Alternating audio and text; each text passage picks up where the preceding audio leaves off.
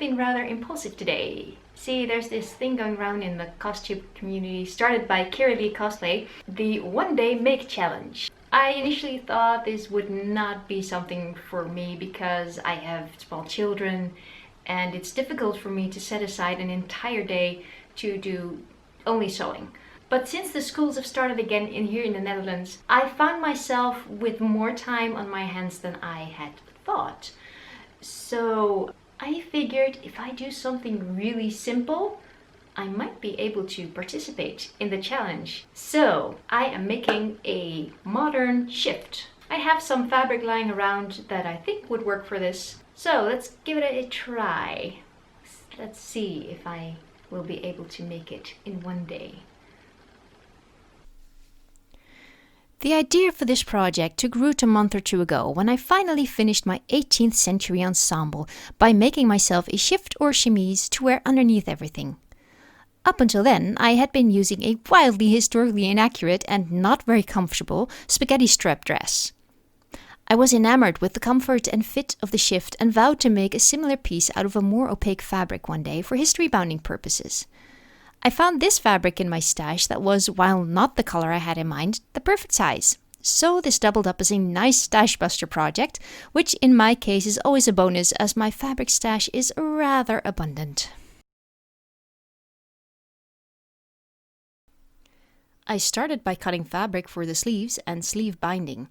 I misjudged the fullness of the sleeves, or rather lack of it, so I decided to add some sleeve gussets for room. Next up, measuring the shoulders. These measurements are transferred to the fabric. The space in between is the neck hole, which is subsequently cut out, front a little lower than back.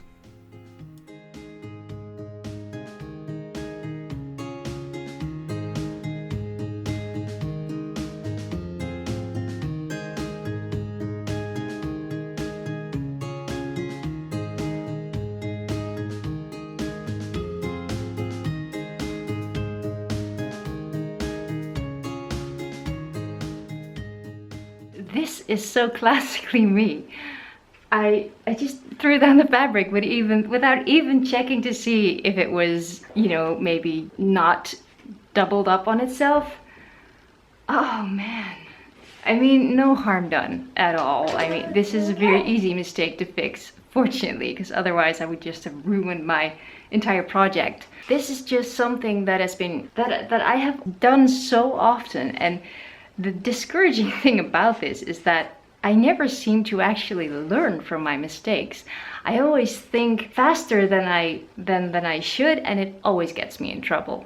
And I never learn to just sort of, wait a second, should I not double check this? Should I maybe stop, think for a while? This is how things get sewn on inside out, on the wrong side, sleeves get sewn in back to front, that sort of thing. And that's my Achilles heel. I dive in and I just don't stop to think. I don't take that time to just sort of double check. Is everything as it should be? Is everything okay? It's bitten me in the ass so many times. This is no exception. Maybe someday I will learn. But after 20 years, I think maybe that ship has sailed and I'm doomed to just be making this sort of stupid mistakes for the rest of my sewing career. Oh well, upwards and onwards. Like I said, as far as mistakes go, this was a pretty good one, because it only took me about a minute to fix it and there was hardly any fabric loss, so yay, I guess?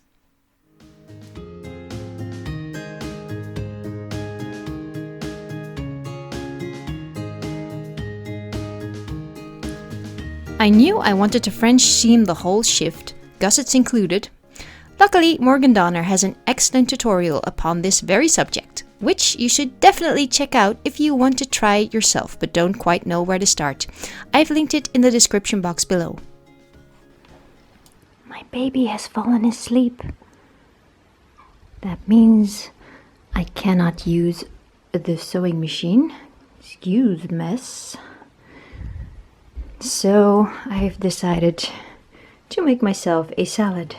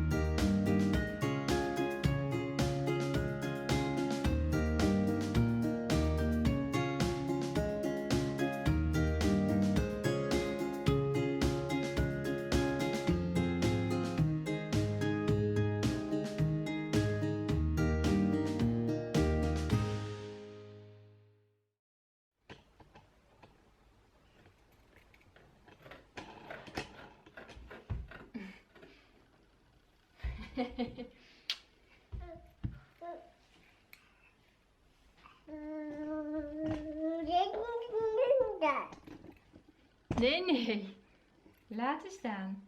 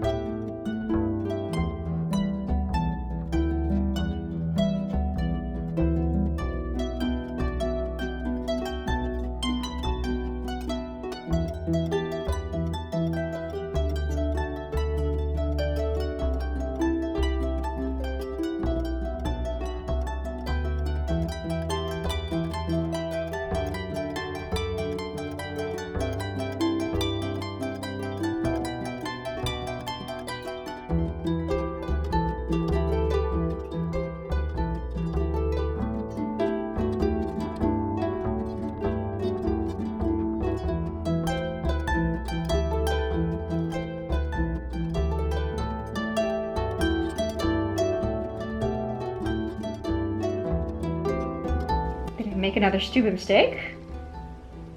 Did I make another stupid mistake? Why, yes, I did.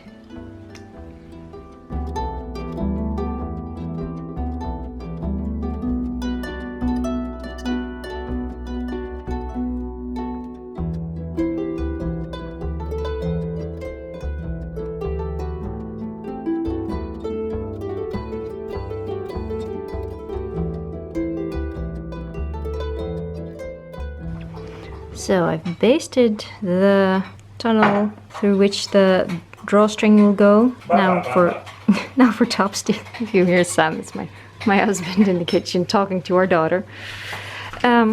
So now I have to top stitch this and put the thread talking is hard. Thread the thread through. Thread the drawstring through, and then I only have to hem it, and then I will be finished. I hope I'm gonna make it because it is getting on. I got the hemming done.